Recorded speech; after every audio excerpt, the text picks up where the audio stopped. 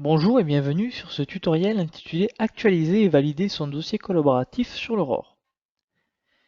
Afin d'actualiser et valider votre dossier collaboratif, il est tout d'abord nécessaire de le retrouver. Pour cela, il suffit de vous connecter sur la plateforme d'Aurore et de cliquer sur l'onglet situé en haut à droite Menu, puis sur Dossier collaboratif. Votre dossier collaboratif apparaîtra ensuite sur la gauche de cette page. Il faudra ensuite que vous cliquiez dessus. Donc dans mon exemple, c'est l'IME Violette Villard de Lans. Voilà. Puis il faudra que vous le déployiez.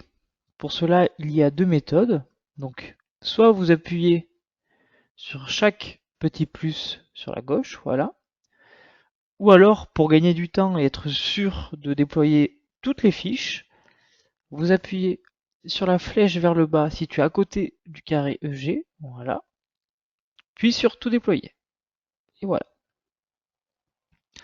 L'objectif sera donc de vérifier et de compléter chacune des fiches qui apparaissent ici. Donc nous allons commencer par la première, à savoir la fiche EG. Voilà. Donc c'est une fiche avec des données qui sont essentiellement d'ordre administratif. Donc nous allons les vérifier et si nécessaire les compléter. Alors, nous avons le numéro finesse, le numéro SIRET, le nom et le nom officiel, voilà, l'adresse, le contact, différents éléments d'alerte, notamment mail d'alerte ou téléphone d'alerte, les contacts de la garde administrative, tout ce qui va concerner la mise à jour du plan blanc, les données concernant le directeur de l'établissement avec notamment ses coordonnées, des données concernant le président de CME et le responsable, si jamais vous en avez, un commentaire libre, avec juste au-dessus la catégorie de l'établissement, donc on est bien sur un IME, voilà. Le nombre de places habilitées à l'aide sociale, l'accessibilité du lieu et l'habilitation soins sans consentement. Donc le renseignement de tous ces éléments n'est pas nécessairement obligatoire et n'empêchera pas forcément la validation de votre fiche, mais nous vous encourageons toutefois à renseigner le plus possible de données pour que ces dernières puissent apparaître sur les canaux officiels de diffusion. Alors, néanmoins, il existe quelques petits éléments qui sont obligatoires et ces derniers sont associés à un astérisque. Par exemple, si je remonte un petit peu, voilà, le téléphone du standard est un élément obligatoire et son absence ne permettra pas de valider la fiche. Donc dès lors que vous avez terminé de vérifier tous vos éléments, de les compléter et d'ajouter possiblement certaines informations, vous pourrez cliquer sur Enregistrer, finaliser, tout en bas. Alors, n'oubliez pas de le faire avant de quitter votre page, parce que si jamais vous oubliez de le faire et que vous cliquez sur un autre élément ou que vous quittez l'application, vos données ne seront pas enregistrées. Ce qui sera assez dommage, nous ne sommes jamais très contents quand l'on perd tout le travail que l'on a réalisé. Par ailleurs, si jamais vous souhaitez arrêter votre mise à jour pour la reprendre ultérieurement, vous pouvez cliquer sur enregistrer et mettre en attente, juste à côté. Ça vous permettra de reprendre là où vous en étiez. Alors, lorsque vous aurez validé votre fiche, donc je appuie sur enregistrer, finaliser, vous remarquerez que le petit carré qui était à la base gris est passé en vert. L'objectif sera, donc comme je disais tout à l'heure, que toutes les fiches soient validées et que donc tous les carrés apparaissent en vert. Une fois que nous avons traité cette première fiche EG, nous allons faire de même donc pour les autres. Donc je vais cliquer sur les fiches suivantes, notamment les fiches que l'on appelle UO, donc qui sont les fiches d'unité opérationnelle, qui vont véritablement décrire l'activité d'un service. Donc je vais cliquer sur la première IME les violettes. Voilà. Et donc comme je le disais, comme pour la fiche précédente, il faudra contrôler et compléter les différentes données. Donc nous allons retrouver le nom de l'unité, le type d'unité, donc on est bien sur un IME accueil de jour, les activités opérationnelles, donc il y en a un certain nombre qui ont déjà été renseignés. Si jamais je souhaite en ajouter d'autres, il me suffit d'appuyer sur la barre de recherche ici, sélectionner une activité opérationnelle, une liste déroulante va apparaître, et donc libre à moi d'ajouter celle que je veux, puis d'appuyer sur ajouter. Voilà, et ces dernières apparaîtront juste en bas. Alors il faut bien faire attention d'appuyer sur ajouter, sinon elles ne seront pas sauvegardées. A l'inverse, si jamais je souhaite en supprimer, il suffira tout simplement que je clique sur la petite croix associée. Donc je vais cliquer sur la croix des deux dernières que je viens d'ajouter. Voilà. Et voilà. Et donc ces dernières disparaîtront. Ensuite, nous allons retrouver les données du secrétariat de l'unité opérationnelle. Voilà. Les données de contact, et notamment le téléphone des soignants, qui ce dernier, vous le voyez, hop, est associé à un astérisque, donc c'est un élément obligatoire. Juste en dessous, vous avez la possibilité de renseigner votre boîte de messagerie sécurisée. Donc si jamais vous en avez une, vous pouvez la renseigner ici. Juste en dessous, nous avons l'âge de la patientèle. Donc vous pouvez sélectionner une tranche d'âge, là par exemple entre 0 et 18 ans. Alors dans une version à venir, très prochainement, il sera possible d'indiquer un âge minimum et maximum à la place de la réglette, qui parfois dans certains cas n'est pas nécessairement très précise. Sur le même modèle que les activités opérationnelles, vous pouvez sélectionner les actes spécifiques que vous souhaitez faire apparaître au sein de cette unité opérationnelle ou d'en supprimer si jamais ils ne sont plus d'actualité. Donc comme pour tout à l'heure, je clique sur la petite barre de recherche sélectionner un acte spécifique. J'ai donc une liste déroulante qui apparaît. Alors libre à moi de cliquer sur celle qui m'intéresse, par exemple au hasard, hein, je vais mettre celle-ci. Voilà, et d'appuyer sur ajouter. A l'inverse, si jamais je souhaite en supprimer, il suffit juste de cliquer sur la croix. Voilà. Je descends encore un petit peu. Nous allons retrouver les équipements spécifiques, avec notamment la possibilité de renseigner le nombre qui sont associés. Alors comme pour tout à l'heure, je peux en ajouter d'autres en appuyant sur la barre de recherche. Voilà, si j'ai envie d'ajouter par exemple véhicule adapté au transport de personnes à mobilité réduite. Voilà. Et je pense bien appuyer sur ajouter. Voilà. Donc admettons que j'en ai deux. Hop, je peux mettre deux. Et voilà. Et par exemple, si jamais je n'ai plus de cuisine thérapeutique et éducative, hop, j'appuie sur la petite croix.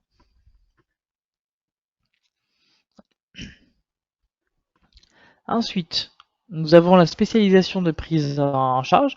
Alors, comme pour tout à l'heure, nous pouvons en ajouter en appuyant sur la petite barre de recherche, sélectionner une spécialisation de prise en charge. Voilà. Si j'ai envie d'en rajouter, hop, libre à moi de les cocher. Et de bien penser à appuyer sur ajouter. Voilà. Ces dernières apparaîtront ici. Et comme pour tout à l'heure, si je souhaite en enlever une, il me suffit d'appuyer sur la croix. Voilà. Ensuite, vous avez la possibilité d'ajouter quelques éléments relatifs aux conditions d'accueil, d'admission et aux modalités d'accès à la prise en charge. Alors ce ne sont pas des items obligatoires, mais voilà, vous avez la possibilité d'ajouter des informations, et notamment grâce à ces deux champs libres. Voilà, libre à vous de le compléter. En ce qui concerne la modalité d'accès à la prise en charge, vous pouvez cocher différents éléments, par exemple accès anonyme, ou accès possible sans rendez-vous, ou accès uniquement sur notification MDPH. Voilà, vous pouvez cocher les éléments qui vous intéressent.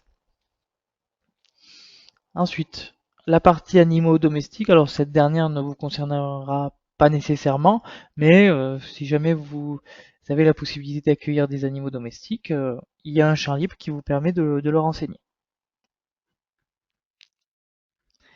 Petit aparté sur l'onglet informations utiles. Alors si jamais vous souhaitez le compléter, il faudra veiller que les éléments qui sont incorporés soient nécessairement une adresse HTTP. Sinon, vous ne pourrez pas valider la fiche. Il arrive parfois notamment que dans lien de prise de rendez-vous, certains établissements nous inscrivent une adresse mail et quand ils essayent d'enregistrer finaliser, il y a un petit message d'erreur qui indique qu'il n'est pas possible de valider. Alors, je répète, il faut absolument que les éléments qui soient rentrés dans ces 4 petites cases soient des liens HTTP. Ensuite, vous pourrez renseigner la capacité d'accueil de cette unité. Donc nous voyons que les places installées sont de 60, voilà, avec toujours l'astérisque ici. Donc ce qui fait que c'est un élément obligatoire.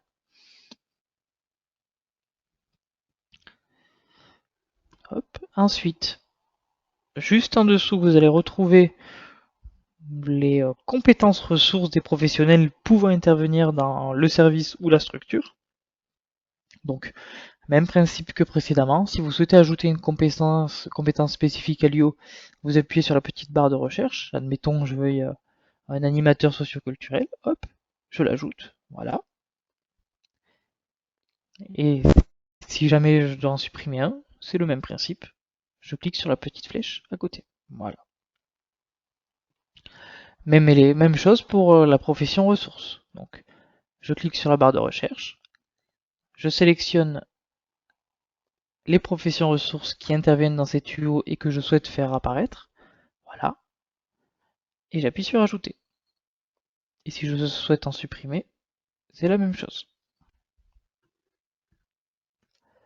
Ensuite, nous passons aux informations qui concernent l'ouverture annuelle. Vous pouvez sélectionner plusieurs options, donc semaine en week-end jusqu'à 210 jours par an, semaine et week-end, année complète, semaine en week-end à partir de 210 jours, week-end et vacances scolaires uniquement. Donc moi je vais mettre semaine et en week-end jusqu'à 210 jours par an. Voilà. Ensuite, nous avons l'accueil séquentiel que nous pouvons cocher en fonction de la structure. La capacité d'habitation, donc avec le nombre de chambres simples doubles que vous avez et que vous souhaitez renseigner. La présence d'unités sensibles, donc celles-ci sont bien définies et vont correspondre uniquement aux unités de gestion de crise ou aux unités pénitentiaires, donc c'est vraiment dans des cas particuliers. Ensuite, nous allons retrouver le planning avec les horaires. Alors, il est très important que cet élément soit impérativement complété, car il va directement impacter l'ouverture ou la fermeture de ces unités sur via trajectoire, lorsqu'il y a eu la mise en place d'une synchronisation. Pour l'actualiser, il est nécessaire de cliquer sur modifier la semaine type, voilà, puis de faire glisser le curseur sur les horaires désirés. Donc admettons que le lundi, ça soit de 9h à 17h, hop, je me positionne et je descends. Voilà. Je n'oublie pas d'appuyer sur modifier pour que les changements soient pris en compte. Voilà. En cas d'hébergement complet, vous pouvez également alimenter directement avec, je vais le remettre, hop, le bouton alimenter 7 jours sur 7, 7 sur 7 et 24 heures sur 24. Et bien sûr, on n'oublie pas, comme tout à l'heure, d'appuyer sur modifier. Voilà.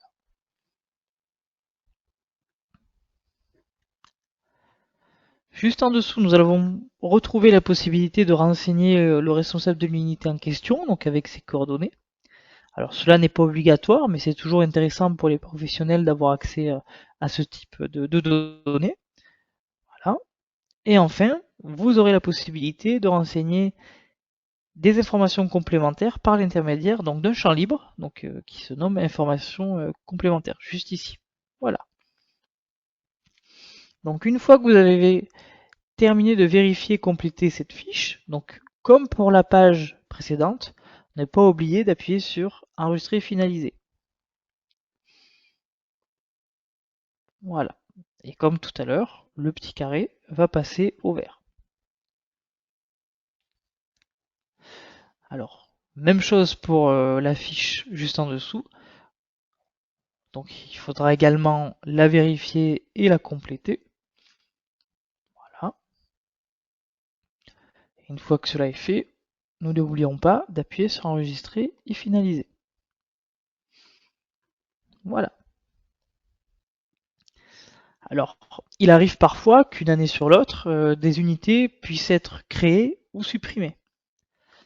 Alors, c'est assez simple. Pour procéder à la création d'une unité, il suffit de se placer sur la fiche descriptive placée au-dessus dans la hiérarchie. Donc ici, par exemple, c'est le G. Donc je me place sur la flèche qui est en direction du bas. Voilà. Et j'appuie sur créer des unités opérationnelles. Cela va me demander combien est-ce que je veux en créer. Donc je vais dire une. Voilà. Et j'appuie sur créer. Et à ce moment-là, je vais avoir une fiche, une nouvelle fiche vierge qui va apparaître. Donc là, il sera nécessaire de rentrer tous les éléments un par un puisque l'on part d'une nouvelle fiche.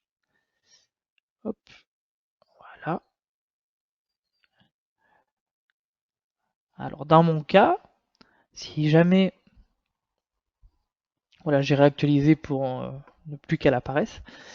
Si jamais vous souhaitez gagner un petit peu du temps et que la création d'une unité se rapproche d'une ancienne unité, il y a une petite astuce, c'est de vous placer sur l'unité qui ressemble à la nouvelle. Toujours la même chose de cliquer sur la flèche qui indique vers le bas et d'appuyer sur dupliquer. Et à ce moment-là, il va y avoir une copie de l'unité déjà existante avec les mêmes éléments. Et donc, il vous suffira juste de modifier les quelques éléments qui diffèrent et de les valider. Ça vous fera gagner un petit peu de temps. Par ailleurs, si jamais une année sur l'autre, vous avez des unités qui sont supprimées, eh bien, écoutez, c'est très simple. Vous cliquez sur la flèche en direction du bas à côté de l'unité à supprimer. Donc on va prendre par exemple celle que l'on vient de dupliquer. Voilà. Et vous appuyez sur supprimer. Cela va vous demander est-ce que vous êtes vraiment sûr de supprimer la fiche. À ce moment-là, vous cliquez sur OK. Voilà.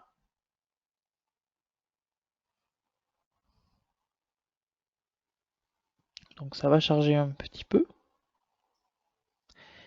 Et donc l'unité apparaîtra avec un petit, une petite barre rouge. Alors ici, ce n'est pas le cas parce que la fiche n'avait pas été validée.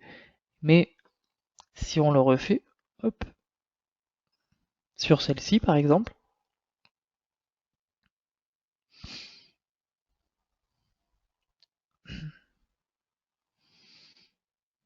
voilà, alors ça peut, voilà, voilà, nous avons une petite barre rouge qui apparaît au niveau de l'unité. Alors tant que nous n'aurons pas procédé à la suppression définitive, cette unité est toujours là. Et une fois que ça sera validé, par contre, elle disparaîtra des canaux de diffusion. Justement, une fois que vous avez validé toutes vos fiches, que vous les avez potentiellement supprimées, que vous en avez potentiellement ajoutées, il reste une ultime étape. Il suffit de cliquer sur le nom de votre dossier collaboratif. Donc ici, c'est 19 avril 2023 IME Violette Villard de Lans. Voilà. Il faudra renseigner la date du jour. Donc je vais mettre la date d'aujourd'hui. Voilà. Et il faudra impérativement appuyer sur envoyer en validation. Juste ici.